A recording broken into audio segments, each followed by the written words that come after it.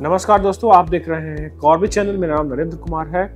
आज जो हम लोग बात करने वाले हैं एक बहुत ही इनोवेटिव बिजनेस मॉडल जो फिनटेक के सेगमेंट में बहुत ही पॉपुलर है, एनबीएफसी अकाउंट एग्रीगेटर। इसकी लाइसेंसिंग के बारे में बात करेंगे, इसके बिजनेस के बारे में बात करेंगे और कैसे एक इनोवेटिव बिजनेस है इस टेक्नोलॉजी लैंडस्केप में, इसके बारे में हम लोग बात करेंगे। आप चैनल पर पहली बार आए हैं तो हमारे चैनल को सब्सक्राइब कीजिए और अंत तक बने रहिए ताकि आपको पता चले कि हम लोग आज क्या बात करने वाले हैं। जब भी हम एनबीएफसी अकाउंट एग्रीगेटर की बात कर रहे हैं, वर्ड में ही एग्रीगेटर लगा हुआ है।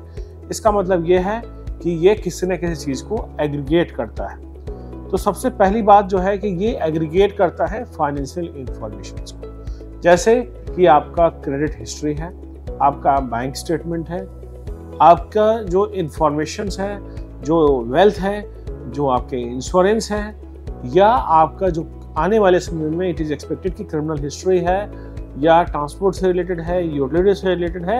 Means this is an ecosystem which will aggregate everything, all information of individual will be aggregated. और इसमें जो मेन की फैक्टर है, एक है फाइनेंशियल इंफॉर्मेशन प्रोवाइडर और एक है यूजर। कई बार यूजर और प्रोवाइडर सेम भी हो सकते हैं कि यूजर पहले प्रोवाइडर था, बाद में यूजर हो गया। जैसे कि एनबीएफसी है, एनबीएफसी अगर किसी को लोन देती है तो उस समय वो प्रोवाइडर होगी कि वो रिपोर्ट करेगी सिविल को, एक्सपीरियन को, बाकी क्रेडिट एजेंसी को। और जब आप म्यूचुअल फंड खरीदते हैं तो उस समय भी उसका एक प्रॉपर रिपोर्टिंग होता है, जो आपके इनकम टैक्स के रिकॉर्ड्स में और बाकी जगह पर भी जो इसकी एक प्रॉपर रिपोर्टिंग होती है।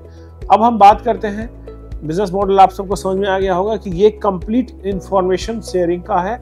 आप इसका ध्यान रखिए कि आपको जो भी इंफॉर्मेशन सर्विस प्रोवाइडर होगा, जैसे आपको मेरा इंफॉर्मेशन चाहिए, आपका किसी एनबीएफसी बैंक को चाहिए या किसी भी फाइनेंशियल सिस्टम्स को चाहिए, यूजर को चाहिए, उस केस में आपका कंसेंट इनक्रिप्टेड ली जाएगी ऐप के थ्रू, और जब आप उसको एक्सेप्ट करेंगे तब ही वो इंफॉर्मेशन ले सकता है। यहाँ पर ध्यान देने की बात है कि एनबीएफसी अकाउंट एग्रीगेटर खुद के लिए कोई इंफॉर्मेशन इकट्ठा नहीं कर सकता, ना ही यूज कर सकता है, ना ही वो रीसेल कर सकता है। ये गवर्नमेंट ऑफ इंडिया का रेगुलेशन है, आरबीआई की गाइडलाइन। अब सबसे बड़ी बात है कि ये लाइसेंस मिलेगा कैसे। लाइसेंस मिलने के लिए एक कैपिटल रिक्वायरमेंट है कि कम से कम आपका जो नेटवर्थ है कंपनी का वो 2 करोड़ होना चाहिए। दूसरी बात यह है कि आपके पास टेक्निकल कैपेबिलिटी होना चाहिए, जैसे कि आपको ये पता होना चाहिए कि एनबीएफसी एग्रीगेटर का इकोसिस्टम काम कैसे करता है। जैसे कोई केवाईसी का वेरिफिकेशन का सर्विस दे रहा हो, कोई फेस रिकॉग्निशन कर रहा हो, या बैंक स्टेटमेंट एनालिसिस का काम कोई कर रहा हो। पहले पता होगा आपको कि जो बैंक लोन देती थी तो उसमें आप हार्ड कॉपी में साइन करके, आज भी लेती है बैंक, और जब एनबीएफसी अकाउंट एग्रीगेटर का फ्रेमवर्क आ गया है तो एक ओटीपी से आपके सारे बैंक अकाउंट का स्टेटमेंट लेंडर के पास पहुंच जाता है और प्रॉपर एनालिसिस हो जाती है कि आपका इनकम क्या है। एज अ बिजनेस आपके इस इनकम को, आपके इस कैश फ्लो को जीएसटी से रिकंसाइल भी किया जा सकता है। मतलब एनबीएफसी जीएसटी डेटा का भी एक्सेस लेकर के रिकंसाइल करके एक रिपोर्ट दे सकता है। जैसे आरबीआई है, सेबी है, किसी को भी वो उस इंफॉर्मेशन को दे सकता है। और जो प्रोवाइडर है, जो बैंक्स हैं, म्यूचुअल फंड यूनिट है, उन सबको भी उनसे उनको इंफॉर्मेशन मिलती है। तो जो एनबीएफसी एग्रीगेटर है वो पूरी तरीके से डेटा एक्सचेंज का काम करता है, डेटा सर्विस का एक्सचेंज का काम करता है। और इस एंटिटी का जो रोल है बेसिकली कि जो डेटा शेयरिंग है फाइनेंशियल इंस्टीट्यूशन और कस्टमर के बीच में, और वो कंसेंट बेस हो, वो कहीं सेव ना हो रहा हो और कहीं ना कहीं उसका कोई मिसयूज ना हो रहा हो। तो लाइसेंसिंग प्रोसेस की बात कर लेते हैं फिर से कि लाइसेंस प्रोसेस क्या है। सबसे पहले तो आपको एक कंपनी बनानी पड़ेगी, जिस कंपनी का नाम अकाउंट एग्रीगेटर होना चाहिए, और आपका टेक्निकल बैकग्राउंड हो, आपके पास टोटल 2 करोड़ रुपए का नेटवर्थ हो। नेटवर्थ का मतलब है paid up capital plus reserve.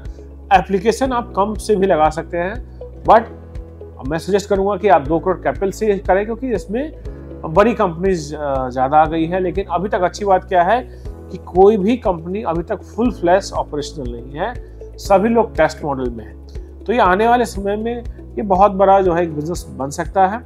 और जो बिजनेस ऑपरेशंस की बात करते हैं, एक बार जब आपको लाइसेंस मिल जाता है तो आप इमेजिन कर सकते हैं कि जब भी आप लोन अप्लाई कर रहे हैं या आप कुछ भी कर रहे हैं, कोई डॉक्यूमेंट्स का एक्सचेंज है, तो उस समय ये पूरा NBFC AA का ही रोल रहेगा।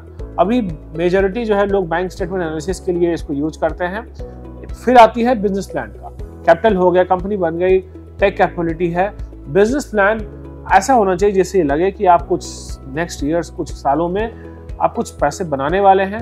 आपका HR प्लान, मैनपावर प्लान, कितने कैसे कस्टमर एक्वायर करोगे, आप क्या करोगे, तो ये सारी चीज़ें आपको इसमें बतानी पड़ेगी। ज़्यादातर जो लोग इसमें आए हैं वो सॉफ्टवेयर बैकग्राउंड के लोग ही आए हैं, क्योंकि उनको पता है कि ये काम कैसे करता है। इसमें प्रॉपर API बेस्ड बिजनेस है। API से आप डेटा फेच करते हैं, उसके एनालिसिस बनाते हैं AI और मशीन लर्निंग को यूज करके, और फिर उस रिपोर्ट को आप एक इनक्रिप्टेड फॉर्मेट में जो है आप उसको प्रोवाइड करते हैं जिसको भी उसको चाहिए, जैसे फाइनेंशियल यूजर कोई भी हो, NBFC हो, बैंक हो, फिनटेक हो, जहाँ जहाँ RBI के डायरेक्शन में उसको ऑथराइज होगा उसको आप देंगे। लाइसेंस का जो टाइमलाइन है, टाइमलाइन आप लेके चलो कि कंपनी बनाने में आपको लग जाएगा 30 डेज के आसपास, जिसमें बैंक अकाउंट ओपनिंग वगैरह इंक्लूडेड है। बिजनेस प्लान बनाने में अनदर 30 डेज लगेगा, दोनों आप साथ भी कर सकते हैं। RBI का टाइमलाइन जो है 90 to 100 डेज रहता है। लेकिन मेजर जो प्रॉब्लम है वो है कि ज़्यादातर लोग अपने बिजनेस प्लान को जस्टिफाई नहीं करा पाते, वो बता ही नहीं पाते कि वो रेवेन्यू स्ट्रीम कहाँ से बनाएंगे, क्योंकि ये पूरा बिजनेस, ये पूरा इकोसिस्टम बिल्कुल नया है। किसी को भी नहीं पता कि ये बिजनेस आगे कैसे चलेगा। अगर आपको यही बिजनेस मॉडल देखनी है तो आप US और यूरोपियन कंट्रीज के दे सकते हैं। मैं ज़्यादातर US को NBFC AA के लिए इंटरचेंज मानता हूँ कि इंडिया से काफ़ी आगे वो AA पे काम कर रहे हैं। जैसे इंडिया में आप देखेंगे most of the accounting software अभी पूरी तरीके से बैंक स्टेटमेंट को इंटीग्रेट करके रियल टाइम पे फाइनेंशियल स्टेटमेंट तैयार नहीं कर रहे। यानी कि आज आप बिजनेस इंडिया में ऑपरेट कर रहे हैं तो आपको अलग अलग बैंक अकाउंट ऑपरेट करना पड़ता है। अलग अलग बैंक अकाउंट का अलग अलग स्टेटमेंट, अलग अलग फॉर्मेट है। उसको NBFC AA आने वाले टाइम में आप देखेंगे एक ऐसा बिजनेस मॉडल बनेगा जो एक अकाउंटिंग सॉफ्टवेयर देंगे जिसमें आपका बिजनेस प्लान, आपका प्रोजेक्शंस, आपका एग्जैक्ट जो बिजनेस अभी तक हुआ है वो डिफरेंट API से आ जाएगा। अगर ऐसा कोई सोल्यूशन बना पाता है NBFC AA में तो निश्चित तौर पर उसको बहुत सारे फायदे होने वाले हैं। अर्ली एंट्री का फायदा होगा, और जो फाइनेंशियल इनोवेशन जिस तरीके से इंडिया में हो रही है तो उसको देखते हुए ऐसा लगता है कि NBFC AA की रिक्वायरमेंट बहुत ज़्यादा होने वाली है। RBI सबसे पहले आपके बिना प्रोडक्ट देखे ही आपको आपकी कैपेबिलिटी के हिसाब से आपको लाइसेंस दे देती है, इन प्रिंसिपल लाइसेंस देती है, लेकिन उसके बाद आपके सिस्टम का ऑडिट होगा, सीसा ऑडिट होगा, डेटा सिक्योरिटी ऑडिट होगा, गो लाइव का टेस्ट होगा। टेस्ट में RBI का फिनटेक पैनल है वो उस पर काम करेगा, वो देखेगा कि आपका जो आप इंफॉर्मेशन जनरेट करा के दे रहे हैं इनक्रिप्टेड फॉर्मेट में वो कितना वैलिड है, फीडबैक मिलेगा, फिर आपको फाइनल गो लाइव का सर्टिफिकेट मिलेगा। इंडिया में अभी NBFC AA की संख्या बहुत ही कम है। अगर आप इंटरेस्टेड है NBFC AA account aggregator license के लिए, आप कॉर्बिस टीम को संपर्क कर सकते हैं। और जानकारी चाहिए NBFC AA से रिलेटेड, सारी जानकारी मैं यहाँ पे नहीं रख पाया हूँ, आप हमारी टीम को कांटेक्ट कर सकते हैं। info@corbis.io पे आप संपर्क कर सकते हैं। चैनल पे कमेंट भी कर सकते हैं, और जब वीडियो अच्छा लगे तो चैनल को सब्सक्राइब कीजिए, अपने दोस्तों तक जरूर शेयर कीजिए। धन्यवाद।